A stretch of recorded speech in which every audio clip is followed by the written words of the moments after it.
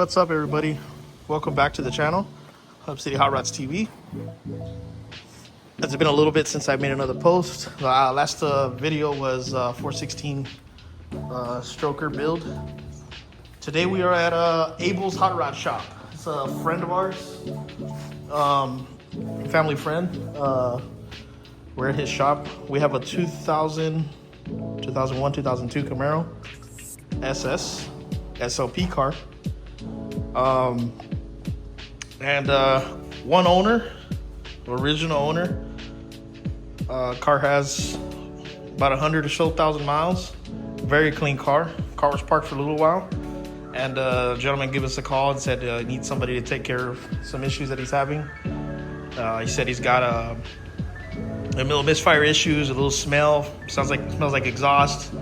Honestly, we're just trying to bring this car back up to shape to where he's a lot more comfortable driving it.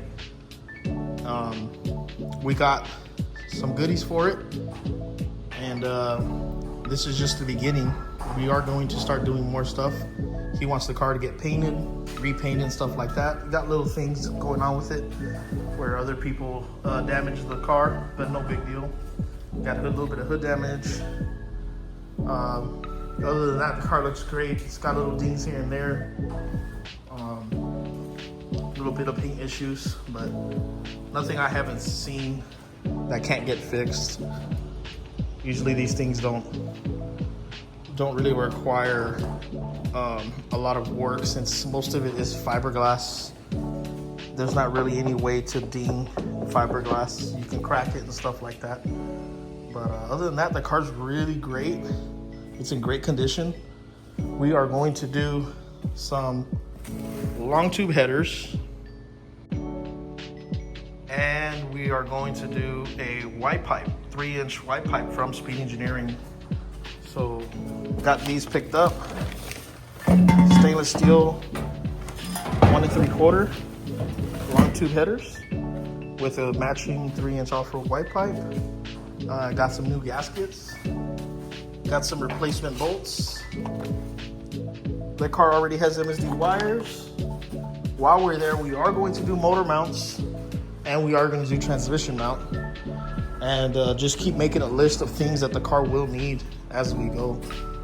So let me open this up. So here's under the hood. So Abel actually started working on the car just before I got here. He took off the driver's side EGR pipes, all the factory EGR stuff, which we are going to eliminate. And he took off the wires, and we took out the plugs. So I got to continue. We got to take off this side, the passenger side, take off the manifolds, take off the factory white pipe. Got to lift the motor enough to where we can unbolt the transmission mount, and we could do the motor mount. So we'll do the motor mounts first, and then we'll take off the transmission mount. But I'm gonna go ahead and jump on it. Let me see how far I get before I pick up the camera again, and we'll keep you updated. I do kind of want to show you guys how these headers go in for the people who have any questions from Speed Engineering. I've done so many of these, and the Speed Engineering are my favorite to install. They're fairly easy to install, and they make a pretty good quality header. So these are the factory ones. Let me get a flashlight. So these are the factory manifolds. There's an EGR pipe that goes there, comes up, and then all the stuff goes behind the engine, and then back into this intake hole. So those are the factory manifolds. You can see the fit. I got to take off the catalytic converter, the O2 sensor, and the manifold and the white pipe. So let me get to that. It's gonna be kind of hard to record. Like I said, I'm by myself. Abel does come help me when he gets a chance, but let me knock some of that out, and we'll keep talking. Okay, so stock manifolds are off. Let me get the light. And I jumped to starting to work on the motor mounts. So this one's still on.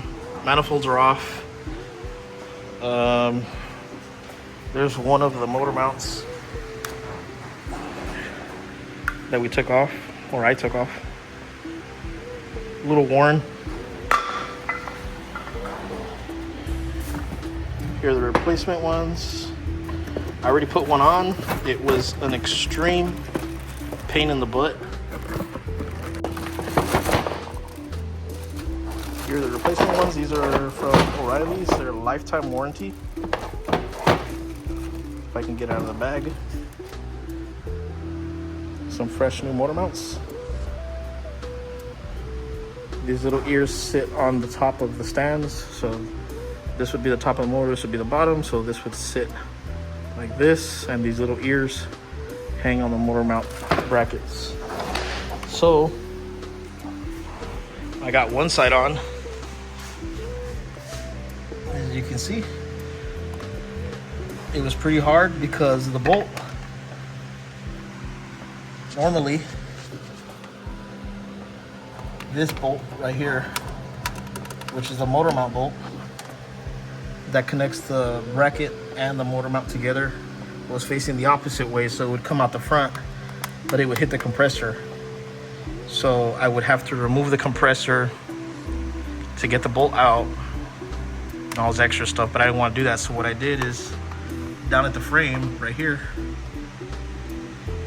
there's a frame mount bolts, and then there's bolts that go to the engine. I just loosened them all up, and I slid the whole bracket assembly out the back, disassembled it, and then put the new one on. But I put the bolt from the opposite side, from the front to the back, that way it's easier to take on and off. This one has the same thing going on. As you can see, the head of the bolt right here, I know it's hard to see with the camera not focusing, but right where the edge of the light is, let's try to zoom in, right there, that bolt is going to have to come out this way towards the front of the motor, and the alternator is in the way, so that bolt won't completely come out. So what I'm going to do is the same thing. I'm going to remove the bolts. The steering shaft is loose. I'm going to remove the bolts that go to the frame right here. These, 1, 2, and then there's another one up here on this side. There's one down there on the bottom. I'll remove those, and then I'm going to remove the ones that go to the engine. And same thing, I'm going to slide it back, disassemble it, and I'm going to install the motor mount bolt the opposite way, so I don't have to take off the alternator and all that. And once that's done, I can put the header. So let me jump on that real quick. So I got the motor mounts on, and the transmission mount too. But this is the old stuff. Manifold, catalytic converter, white pipe. Here's the old transmission mount. Nice and gone. Mind the mess. It is almost 100 degrees outside, and no matter how much airflow we have in the garage, it's still really hot. Here's another motor mount.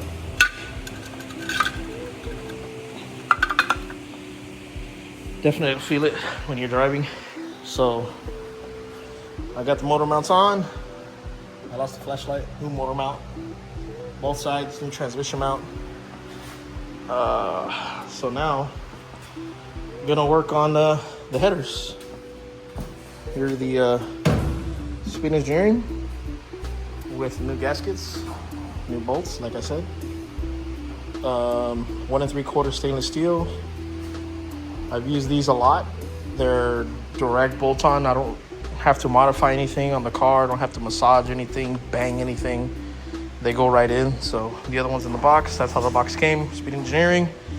As if some of you know, their boxes are kind of cheap, so every time they come delivered, they come all messed up. But make sure you check the boxes when you order Speed Engineering, because parts do fall out. Luckily, this one didn't come with anything. We didn't order any extra goodies, but usually when they send you a box, the UPS or FedEx people mess them up. The white pipes here, I gotta assemble that.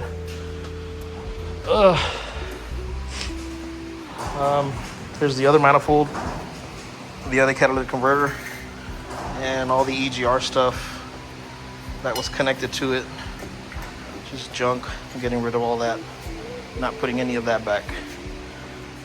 But yeah, let me throw the headers on and see what we're gonna do as far as the rest of the white pipe. I don't know if I'm gonna assemble it under the car or assemble it outside and then try to fit it on. Forgive me for not trying to explain most of the install and uninstall. I guess taking apart the stock stuff and then installing. It's really hard to record and do the work. I usually focus, but if you guys have any questions, I'll definitely I guess message me on the Facebook Hub City Hot Rods if you guys want info or need help or anything like that. But let's get moving. Let's keep moving along here. Okay. So both headers are on.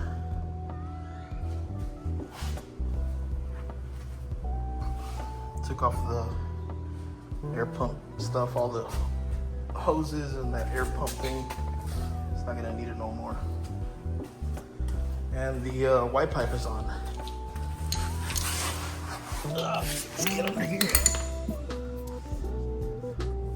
So 3-inch white pipe. Everything's all bolted up. Got the correct O2 sensors for the car, so the factory sensors do not reach, they're too short. Let me show you. So here's a factory sensor and it's too short. So on the headers, the sensor get moved, the O2 bung gets moved further back,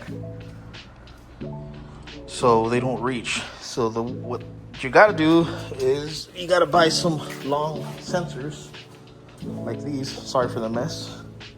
Let me work on this side. So these are off a Corvette. They're long O2 sensors, and they give you just enough, or if not, a little bit extra slack. But I didn't put these because the O2 sensors off this Corvette, which is a C5, like a 2002 Corvette, this little line that's right here is on the opposite side on the connector for the harness. So you go to O'Reilly's and you get these Bosch part number 13111, and it's the same sensor, but the connector fits the F-body harness. I don't know if you can tell, this side is longer than this side, the little line. So on the O2 harness, on the F-body harness, this right here isn't long enough, the deep part, so it won't plug in. So on this 13111, it's backwards. This side is on this side and it plugs right into the factory harness. So that's on. Right now I'm just gonna work on putting these plugs on, putting the coils, and then gotta get it tuned. So I got a buddy of mine that's gonna come over and he's gonna tune it for the headers, and we'll get it started. And then I still gotta check differential. So there's something going on in the rear end, it's making a little noise. I don't know if it's just an axle bearing or pinion bearing, but we're about to find out today. Let me throw these spark plugs on and wires and coil packs. All right, other than the differential fluid change and inspection, we got everything all put back together. Oh, let me get a flashlight again for the 100th time. I keep forgetting the flashlights. Got the MSD wires, got the headers back on, EGR plugged up, all the EGR stuff taken off, all the little solenoids and all the things that make this engine bay look like a mess. I do plan to degrease the engine and make it look clean. But right now we already read the file. There's the HV tuners hooked up. We read the file. We're working on the file right now. So it looks like it has been previously tuned. Maybe some at one point way back in the mid 2000s or early 2000s, the car had been touched. Like I said, it was a one owner car. He has taken it to other shops before. He doesn't know what they do. But he brought it to us just honestly for the transparency that I offer. I don't hide anything from my customers, and I like to be honest with them. So working on the file. It had been worked. We're changing stuff. We noticed that the injectors were changed. So somebody put different injectors on the car. If you notice, it's got the connector, adapter, and then the injector. So we got to scale those because the car kind of runs rough at idle. So I'm thinking it's got too much fuel. And the only reason I say that is because when we pull the spark plugs that were on it, they were completely fouled out. So other than that, we'll probably go for a little drive here in a second. Let's just get the car tuned up real quick. All right, we just started up. Sounds way better, doesn't misfire at all. We're gonna do a rev real quick.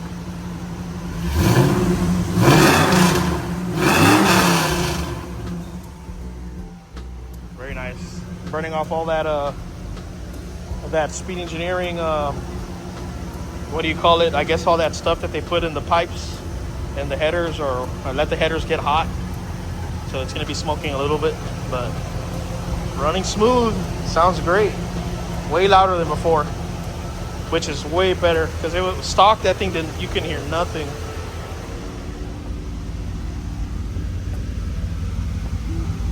Idling at about 700.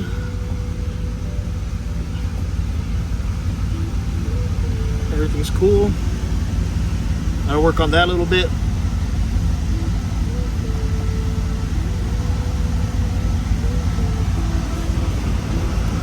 Aircon's nice and cold. Yeah, it's good. Car's clean. I'll just keep working it, but yeah, it sounds way better than stock. When it was stock, it was super quiet. Yeah, very good. So right now it's got the 1 3/4 speed engineering headers, and it's got a 3-inch off-road Y pipe with a stock cat back. So it sounds pretty good.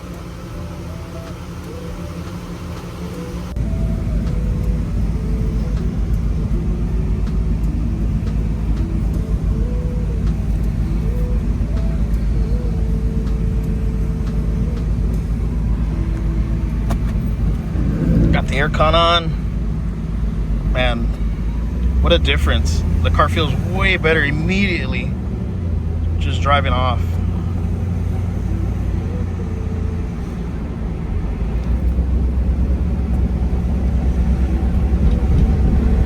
Immediately different. You can feel the pedals a lot smoother. You got better response. Yeah, so the car was previously tuned before, and they changed the injectors, and I guess they didn't tune it after they changed the injectors. So, yeah, it was running rough, but it's running great now. This feels really good. I hear a little bit of rear end noise. I'm not sure if it's a pinion bearing. It sounds like axle bearings, which is no big deal. I'll go ahead and check those out. See how it feels. Got it recording.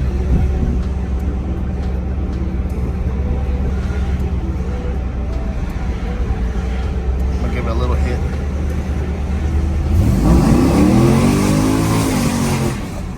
Oh yeah. Spun the tires. Spun the tires real good. Well, let's check that. Let's check that that reading. See if we need to make adjustments. Dang, I almost forget to record sometimes. I get so focused on working on the car and it gets past me. But yeah, so the tuning went well. Like I said before, there was some noise in the rear end. We did put it up on the jack and turn the car on and put it in gear, and yeah, sounded like the pinion gear was gone on this car. So I pulled the rear end out. Like I said, I forget to record. No rear end in it. Completely torn apart. So here's what I got. Okay, so here's the rear end out of the car, and it seems like something's wrong here. It's got a lot of play, making a lot of noise.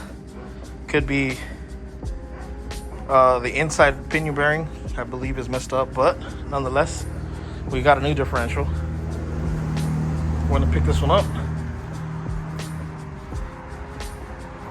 Cleaned it up. Got new stuff for it. Got new seals. So what I'm going to do is take the axles and the backing plates off this one, because this is a 4-channel. As you can see, there's a gear there. There's 4-wheel ABS. And I'm gonna put them on this because this differential originally is a 3-wheel ABS. And if any of you, everybody guys know, the 3-wheel and the 4-wheel, there's no big difference. The only thing is one sensor reads off the ring gear, and then the other one reads off the wheel speed. So that car has traction control, so I believe that's why they have 4-wheel ABS. So we're gonna put that same backing plate, same axles off the car onto this differential, so it's a 4-channel differential. Not a big task. It's just hard lifting these things. Even though they're 7.5s and they're kind of weak, they're pretty heavy. Let me take this one apart.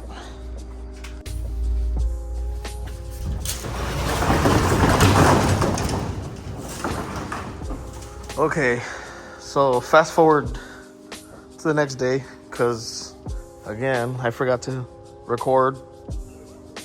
I'm gonna need a guy that's just gonna do the video for me while I work on the cars. I forgot. Last thing we talked about was the differential. Got the other one all put back together and up. So we got the diff. Can we see it? We got the diff on. Everything's good. Replaced some things, axle bearings, seals, painted it up. It is a used differential we got from Alex out of Harlingen. Checked it out. It was great. Just needed a reseal so we didn't get no leaks. Another thing that I tackled was headlights. So the car needed some headlights, and we went ahead and ordered the black housing. See if I can find here the old ones. These are the old ones. As you can see, all hazy. These are the chrome the backing, which is stock, I believe, but we wanted to give it a little bit more modern. And look at that. Black housing, clear lens. Bam. It really changed the look of the car. We did that. Got the rear end fixed. Got headers. Got new motor mounts. Got transmission mounts. And the last and final thing I did is the catch can. So this is just a sealed catch can. If you guys aren't familiar, these cars and pretty much any LS engine, whether it be a 4.8, a 5.3, a 6.0, 6.2, and a 7.0, they have terrible PCV systems, and eventually the PCV system fails and it just accumulates oil in the intake. The Silverados are absolutely awful about that. 5.3, 6.0s. You can literally take the intake off and stand it up straight, and it's just pouring oil out of the intake. So the way to prevent that is you do a catch can system, and instead of the hose coming out of the valve cover into a PCV valve back into the intake, where oil eventually does travel and then puddle into the intake, it'll travel from the valve cover to the catch can, and it'll puddle at the bottom of the catch can, and then just regular natural air will go into the intake, so you get clean air. And the catch can system is a huge, I don't know why they don't come factory nowadays. Even my dad's Hellcat and other cars that we've had to put aftermarket catch cans. And I don't know why any I guess it makes sense. It's probably just another maintenance issue, but they need a catch can. It's just PCV systems, they just fail, especially when you make a lot of power. When you start making a lot of power, the PCV systems are awful. But yeah, that's just, I guess, just kind of just common basic knowledge that I have. I'm pretty sure there's more reasons. Then there's a really, really hardcore specific reason on why people do catch cans. I just know that I use them for that, just to eliminate any puddling in the intake. And I know that if you have a lot of crank pressure, which could be blow by or anything like that, that just kind of like escalates the situation. But if you got blow by, a catch can is not gonna fix that. You know, it's not. It's just, you know, this is just to make its system run cleaner, as far as the as far as the air system. But yeah. So right now, what I'm gonna do is I'm gonna take it to a buddy of mine, and I want him to detail the engine. He does real good work out of far. So I'm gonna take the car over there, and I want him to clean the engine bay. He does all the cleaning for the engine, and also just go over the car, wash it, vacuum it, stuff like that before we turn it into the customer. I'm gonna go for a drive, and then gotta call our tuner so he can recalibrate the speedometer for the new gears that we put in the car. So let's do that.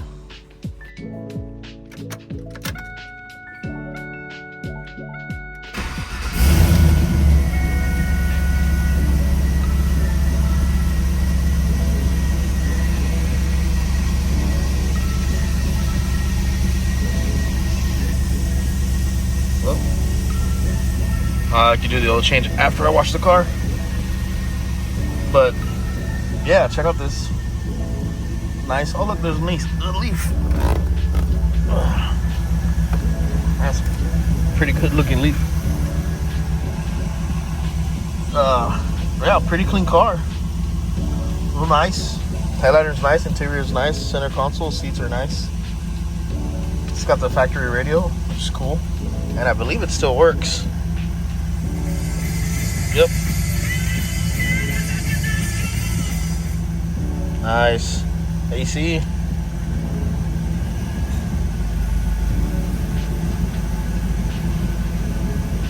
Yep. It's already getting cold. So this is a driver. 122,000 miles, which ain't bad for the year. This car is practically a 25-year-old car. Which at 2000. So 25-year-old car. But yeah, oil pressure is great. Still cold, let it warm up. Charging great. Yeah, look, no engine lights. No nothing.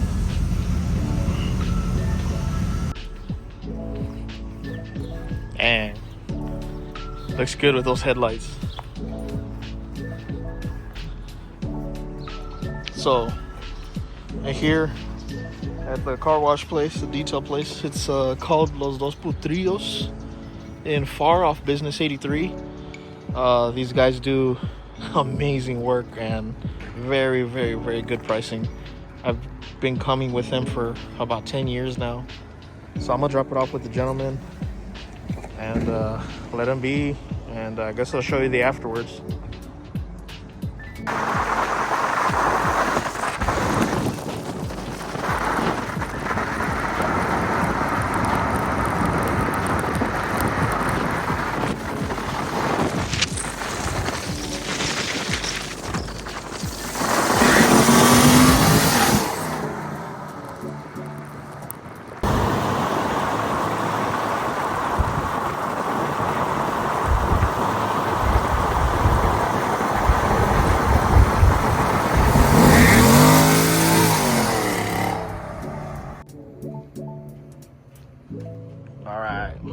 There she is, nice and cleaned up. Wheels nice and cleaned up.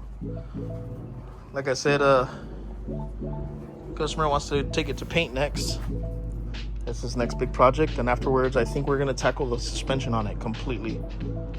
All the front suspension and all the rear. I think on the rear we'll do the upgrade, either BMR, Spawn, or UMI, unless you guys have some recommendations. And on the front, I think we're gonna keep it stock. Maybe just do a nice shock, like a Bilstein.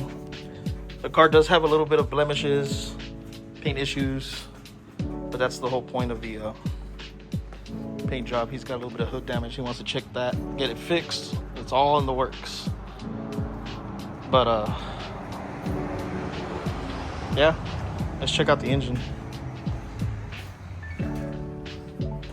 This interior.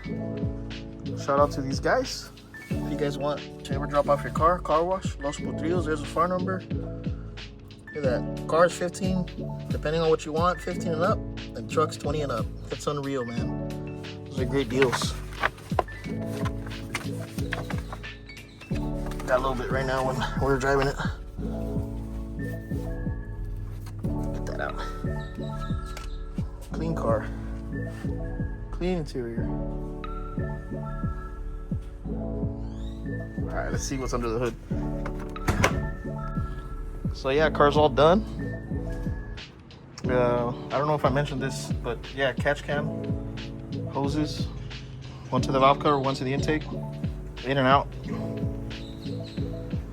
Little by little, we'll bring this car back to life. But looks great, drives great, and that's all that matters. The car had a little rough idle, misfire.